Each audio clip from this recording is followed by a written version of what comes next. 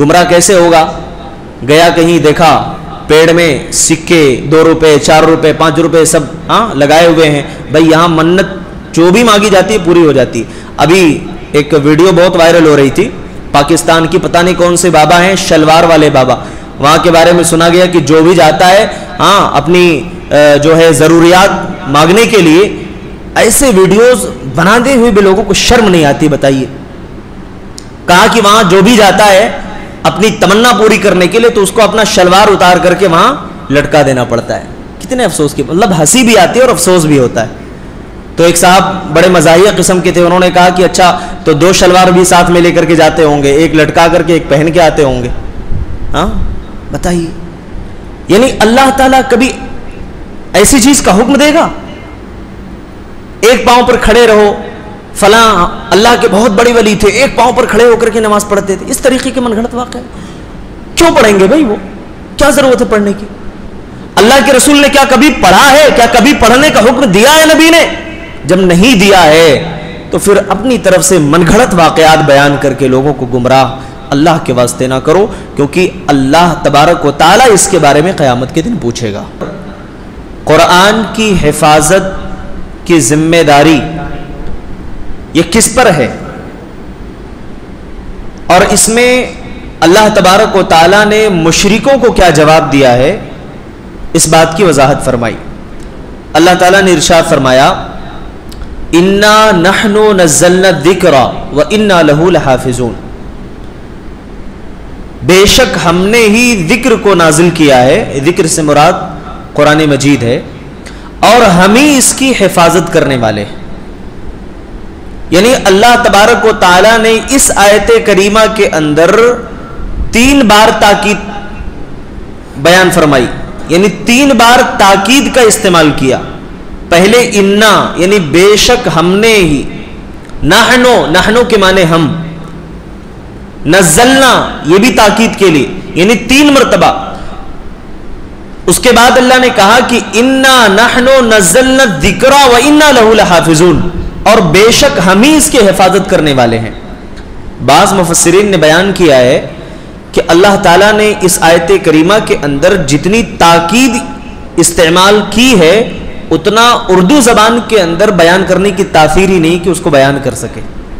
یہ عربی کی اپنی ایک، اللہ رب العالمین کے کلام کی اپنی ایک الگ پہچان ہے کہ اس کی وضاحت اور اس کی توضیح مکمل طور پر جتنا حق ہونا چاہیے ادا کرنے کا وہ عربی زبان ہی میں ہے، اور کسی دوسری زبان سے اس کو ادا نہیں کیا جا سکتا ہے۔ اللہ تبارک و تعالیٰ نے یہاں کافروں کو جواب دیا اور فخر کے ساتھ کہا کہ ہم نے ہی قرآن کو نازل کیا ہے اور ہم ہی اس کی حفاظت کرنے والے ہیں۔ یعنی تم لوگ کہتے ہو کہ قرآن یہ پہلوں کی کہانی ہے، اس کو نبی نے گڑھ لیا ہے، اس کو نبی نے بیان کیا، اپنی طرف سے بیان کیا ہے، تو سنو ہم نے نازل کیا ہے اور ہم ہی اس کی حفاظت کرنے والے ہیں۔ اللہ تعالیٰ کتنے فخر سے کہہ رہا ہے۔ اس کے بعد اس آیت کریمہ کے اندر آپ اگر غور کریں تو جو منکرین حدیث ہیں وہ لوگ کہتے ہیں کہ اللہ تعالیٰ نے قرآن کی حفاظت کا ذمہ لیا تھا نا، حدیث کی حفاظت کا ذمہ نہیں لیا ہے، تو لہٰذا اس لیے حدیث کو ہم نہیں مانتے، حدیث کو چھوڑ دو، حدیث کو ہم نہیں مانتے۔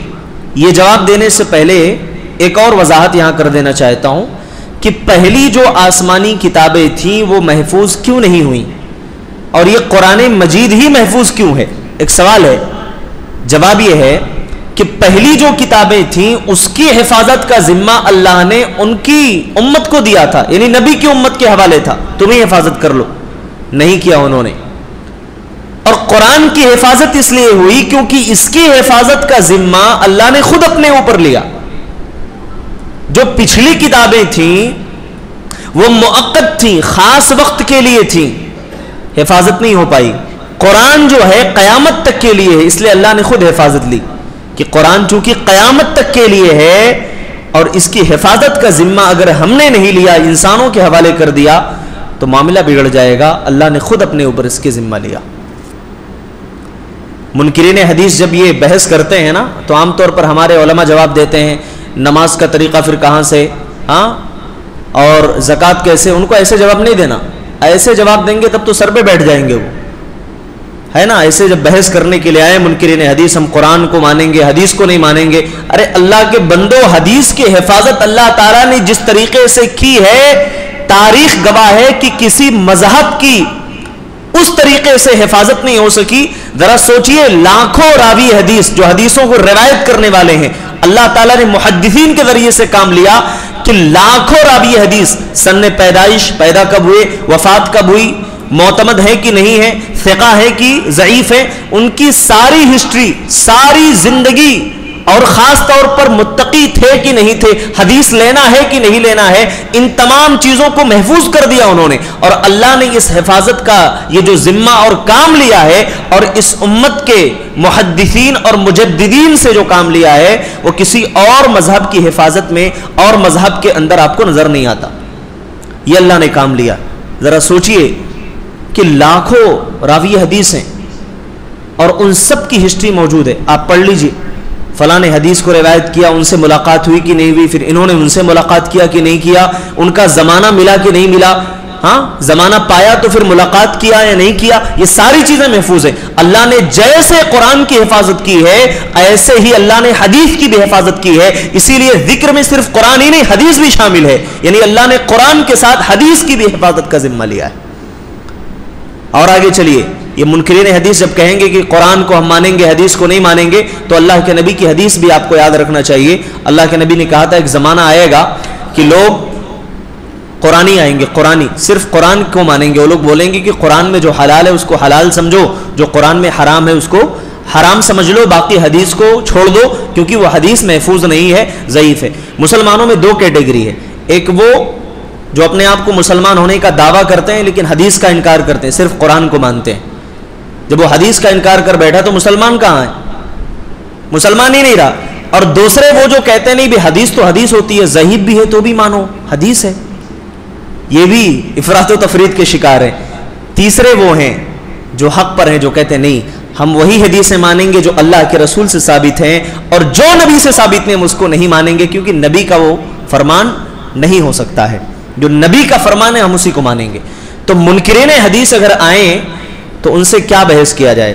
کہا جائے بھائی جب آپ کا انتقال ہوگا تو سیدھا سیدھا لے جائیں گے، گڈھے میں ڈالیں گے، اوپر سے مٹی ڈال دیں گے، مٹی بھی نہیں کنکر پتھر ڈال دیں گے، نہیں تو ندی ودی میں پھینک دیں گے کہیں. ہاں ایسا کیسے؟ کیوں پھینک دو گے بھائی؟ ارے اس لیے پھینک دیں گے کہ قرآن میں کفن دفن کا طریقہ ہی نہیں ہے نا. جنازے کی بھی بات نہیں، اس لیے لے جا کے پھینک دیں گے، نہیں تو ندی میں گڈھے میں کہیں بھی. وہ دوبارہ بحث نہیں کرے گا آپ سے، یا تو مان جائے گا اور یا تو پھر بگڑ ہی جائے گا، دو میں سے ایک ہی ہوگا. تو ڈھنگ سے بات کریں گے تو نہیں سمجھ میں آتا ان کو.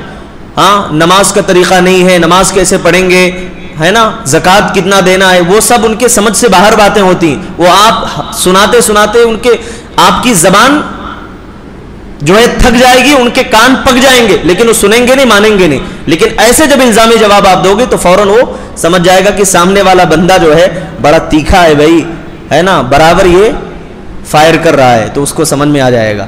تو بہرکیف اللہ تعالیٰ نے قرآن کی حفاظت کا ذمہ لیا ہے اور حفاظت کیا ہے کہ لاکھوں ارب لاکھوں کروڑوں لوگ جو ہے اس قرآن کو اپنے سینے میں محفوظ کیے ہوئے ہیں. معصوم بچے اس کو یاد کیے ہوئے ہیں. یہ اللہ تعالیٰ نے قرآن کا ایک معجزہ ہے جو دنیا والوں کو دکھایا ہے.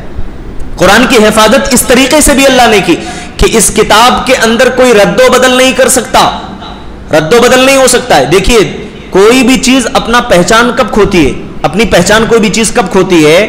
جب اسی کی طرح کوئی دوسری چیز بنا دی جائے تو اس کی پہچان ختم ہو جاتی ہے، یا تو اسی چیز کو بدل دیا جائے، پہچان ختم ہو جاتی ہے. قرآن کے بارے میں اللہ نے کہا کہ کوئی اس کی پہچان بھی ختم نہیں کر سکتا ہے، یعنی جو اس کی آیتیں ہیں کوئی بدل بھی نہیں سکتا ہے، اور اس آیت کی طرح کوئی دوسری آیت اس میں لا بھی نہیں سکتا ہے. یعنی دونوں چیزیں نہیں ہو سکتی ہیں. تمہارے بس کی بات نہیں ہے، تم تھک جاؤ گے، مر جاؤ گے، لیکن اس کلام کی طرح کوئی دوسرا کلام لا نہیں سکتے ہو. اللہ نے چیلنج کر دیا پوری دنیا کو. قل لئن اجتمعت الانس والجن على ان ياتوا بمثل هذا القران لا ياتون بمثله ولو كان بعضهم لبعض ظهيرا. تم لوگ ایک دوسرے کے جو ہے ساتھی بن جاؤ، سب مل کر کے جمع کرنا چاہو تو قرآن کی طرح ایک آیت بھی تم نہیں لا سکتے ہو. یہ اللہ تعالیٰ نے قرآن کا اعزاز بیان کیا، یہ معجزہ ہے قرآن کا. آج اس لیے کتاب محفوظ ہے. ہاں ابھی بہار کی خبر ہے، وہاں عزیزیہ مدرسہ ہے، اس کو جلا دیا گیا، 4500 کتابیں راکھ ہو گئی. کیا اسلام کا بگاڑ لیا ان لوگوں نے؟ اسلام ختم ہو گیا، مٹ گیا اسلام، اسلام ختم ہو گیا، اسلام کا نام و نشان مٹ گیا. ایسے بہت آئے ہیں جنہوں نے اسلام کو مٹانے کی کوشش کی ہے، لیکن اللہ نے کہہ دیا نا کہ جتنا تم دباؤ گے اتنا ہی یہ ابھرے گا جتنا کہ دباؤ گے.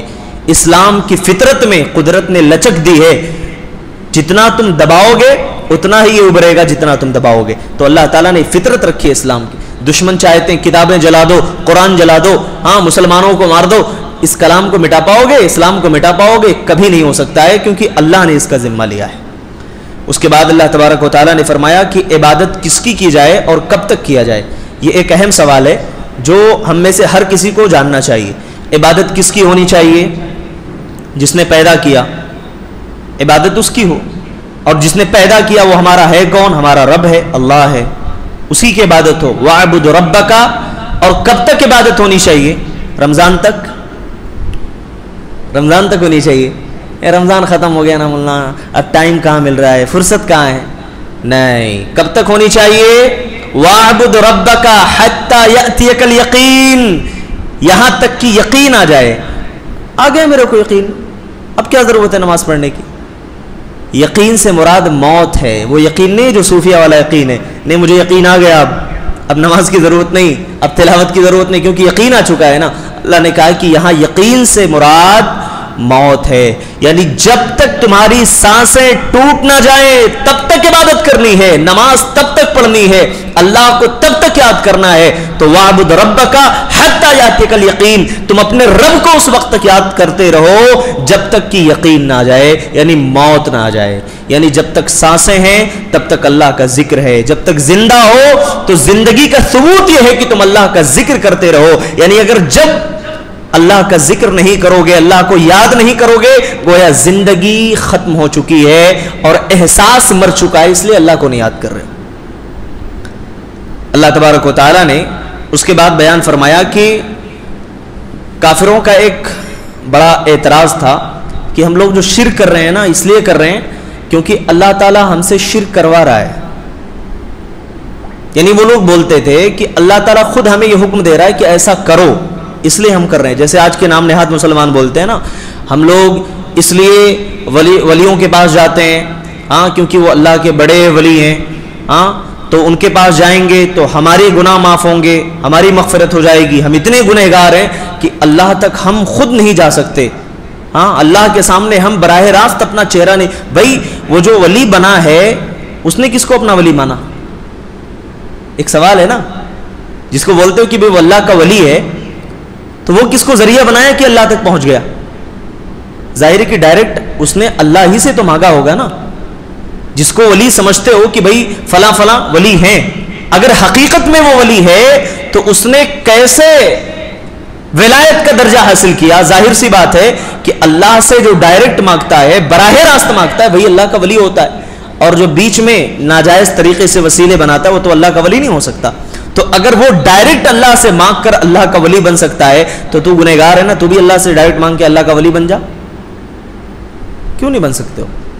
تو اللہ نے جواب دیا. اللہ نے کیا فرمایا؟ وَلَقَدْ بَعَثْنَا فِي كُلِّ أُمَّةٍ رَسُولًا أَنِ اعْبُدُوا اللَّهَ وَاجْتَنِبُوا الطَّاغُوتَ. ہم نے ہر امت کے اندر ایک رسول بھیجا، اور رسول اس لیے بھیجا کہ تم سب اللہ کی عبادت کرو. یعنی رسول کو یہ حکم دیا کہ اپنی امت کو بتائے کہ تم اللہ کی عبادت کرو. وَاجْتَنِبُوا الطَّاغُوتَ. اور طاغوت سے بچو.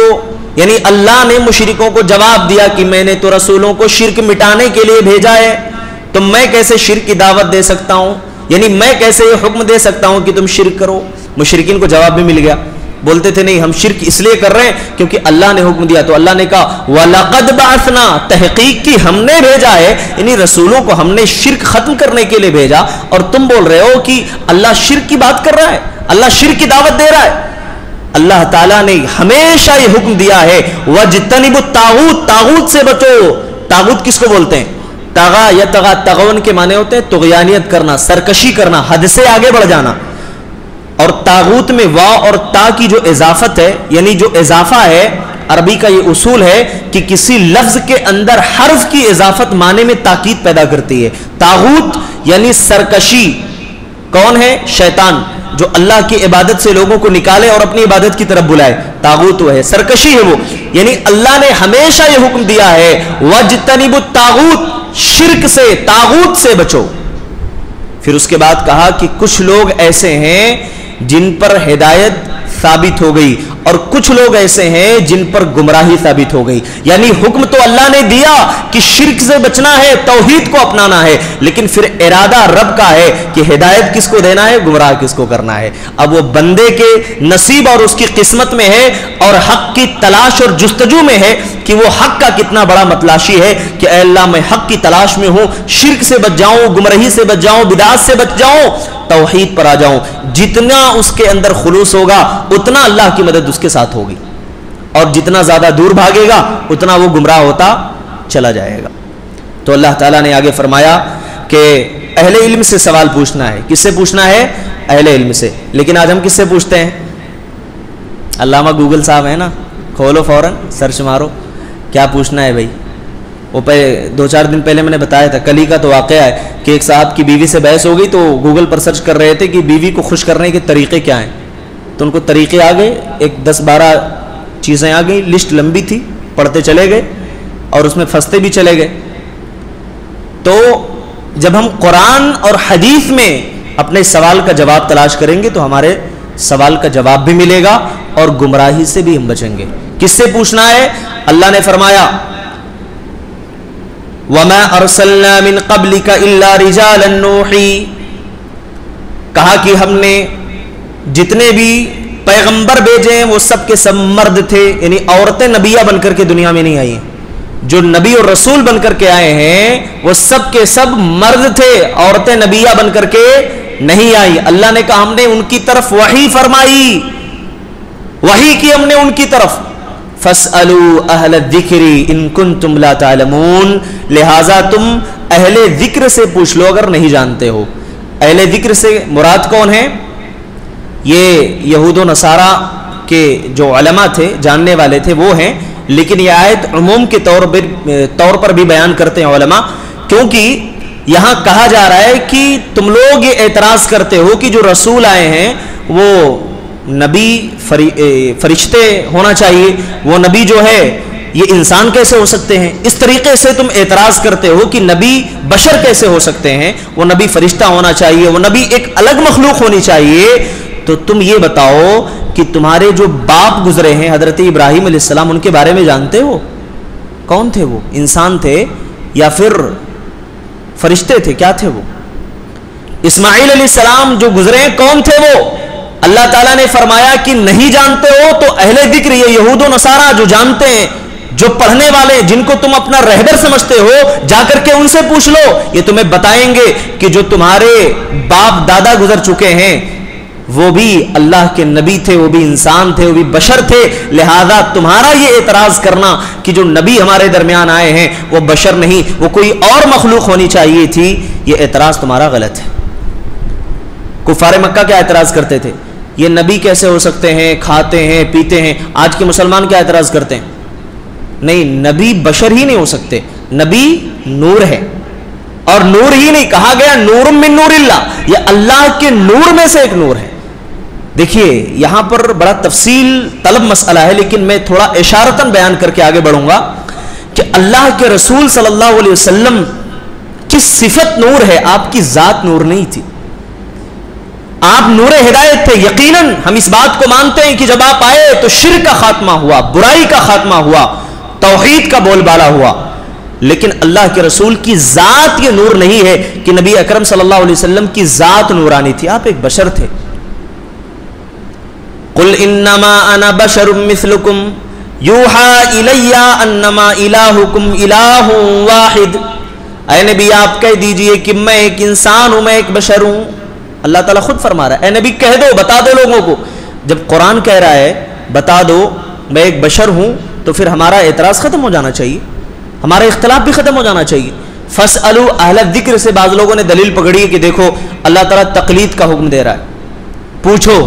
فَاسْأَلُوا أَهْلَ الذِّكْرِ، یہاں اسی آیت میں جو اعتراض ہے اس کا جواب بھی موجود ہے. اللہ نے یہ نہیں کہا فَاسْأَلُوا أَهْلَ الذِّكْرِ، یہ نہیں کہا کسی ایک عالم سے پوچھو. اللہ نے اہل الذکر کہا نا. اور تقلید کرنے والا تو کسی ایک کو پکڑ کے رہتا ہے.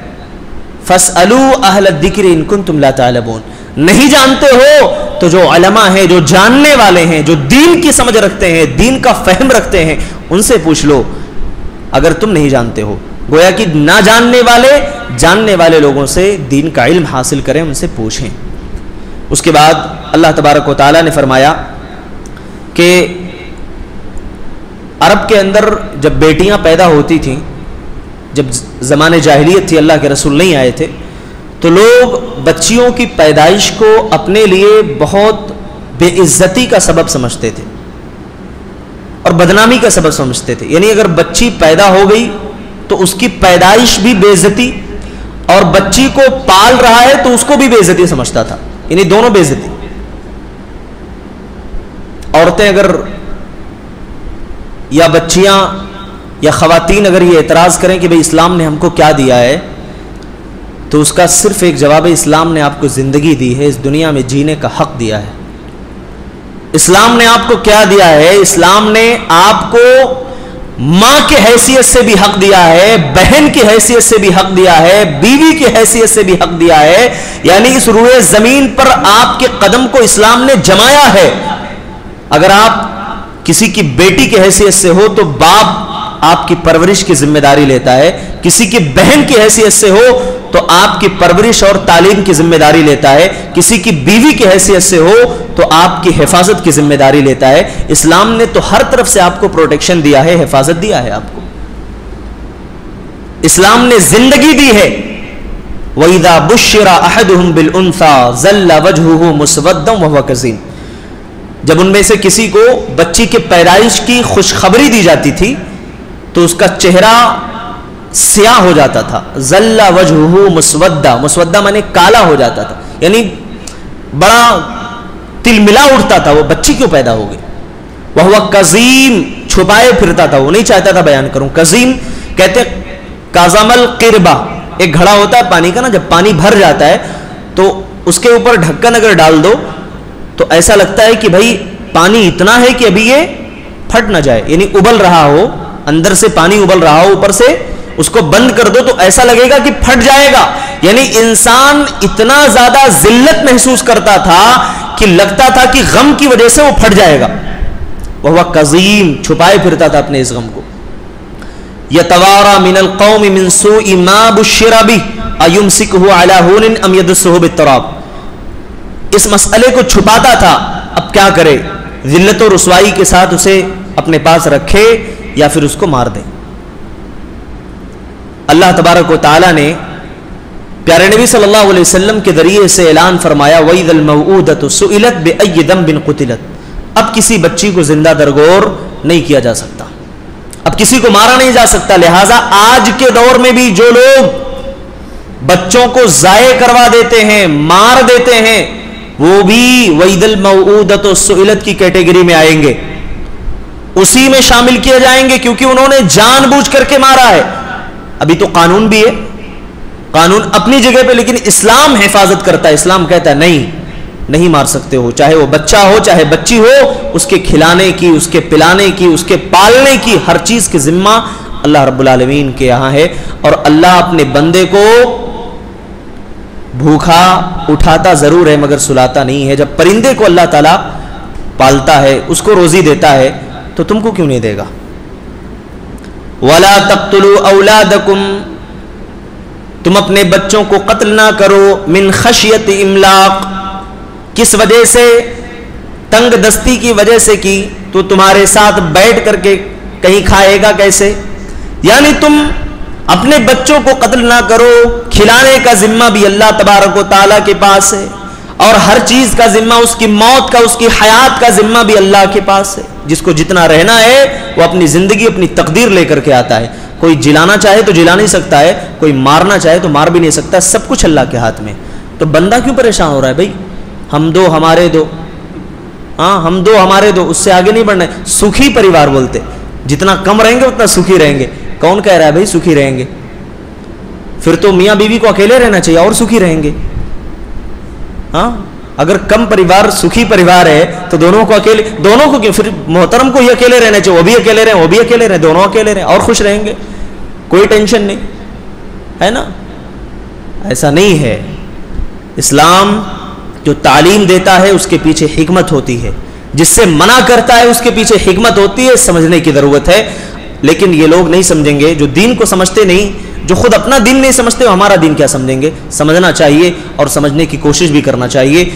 چاہے کوئی ہمارا دوست ہو، چاہے کوئی ہمارا دشمن ہو، بات حق کی آئے واضح طور پر بول دینا، بھائی حق یہی ہے، سچ یہی ہے، ظلم و زیادتی نہ ہونی. فلاں ہمارا دوست ہے تو اس کی تائید میں ہم بات کریں، سامنے والے پر ظلم ہو جائے. نہیں میرے بھائی، اگر مظلوم کی زبان سے آہ نکل گئی تو تم بھی مارے جاؤ گے، جو تمہارا دوست ہے وہ بھی جائے گا، دونوں کام سے جائیں گے. ڈرو اللہ سے. اتقی دعوت المظلوم، مظلوم کی بد دعا سے ڈرو. دنیا میں کچھ بھی کر لو گے لیکن اس کی زبان سے آہ نکل گئی، اللہ کے عرش پر ڈائریکٹ وہ دعا جاتی ہے، بیچ میں کوئی پردہ حائل نہیں ہوتا ہے، فوراً اللہ سنتا ہے. اور سن لیا اللہ نے.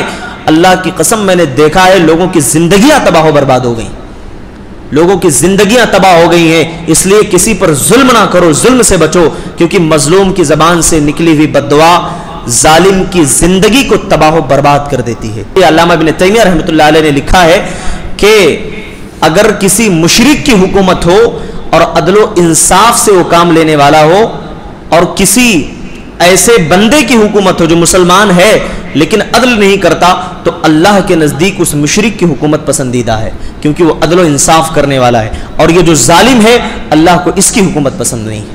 اللہ تعالیٰ سے دعا ہے جو باتیں کہی گئی ہیں اللہ تعالیٰ ان میں سے صحیح اور حق باتوں پر عمل کرنے کی توفیق عطا فرمائے.